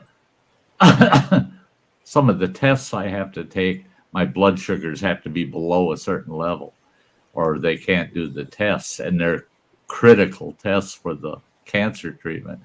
So I have to be a little careful with the candy, the amount of candy I eat. I can sample it, here and there, sample. Yeah, me and my sister were talking about you earlier, and I was like, once my friend Sty feels better and I know he's going to be all good, I said, we'll get a box off to him and we'll pack it well. We'll pack some snacks and some British sodas and stuff, and you can just eat it when you're ready to eat it. Things that we never see over here. And that's cool. I love those new experiences. I love that stuff. Just about as much as I love all you folks. We're going to have to wrap it up, folks. And Gemma, love you, girl. Thank you for coming up. It was great having you here tonight. Cheesehead, brother. Hey, you never fail me. You never fail me, man. I love it. I love it. You become a very important part of this old boy's life. Yeah. Hey, running water, you stay safe out on that blacktop. Don't take any risks. Don't take any chances. And look out for that other guy, man. Oh, yeah. Oh, yeah. So, hey, with that, folks, it's great to see all of you out there in the chat. And we'll tuning in tonight. Hope to see y'all again real soon. Next time I'll be live is Thursday. Thursday, in fact, is an infusion day for me. But the time of day they're doing it's a little earlier. I get it done, get home. I'm going to eat like a pig, and then I'm going to catch me about an hour's nap, and we're going to have our live stream, and we're going to hang out around the campfire, and I'll give you a full update as what any new plans. But I don't think there'll be much of an update because nothing's going to happen till the following Monday. So all should be good. All should be good. And I hope to see you Thursday night around the campfire. So with that, I'm going to grab the girl in the fur coat, and I'm going to waltz my butt out of here, and I shall see y'all again soon. Right? Yeah, everybody. You have a good, Deer on the water. good night, fellas. Hey. All right. Good night. Here we go. Thank you.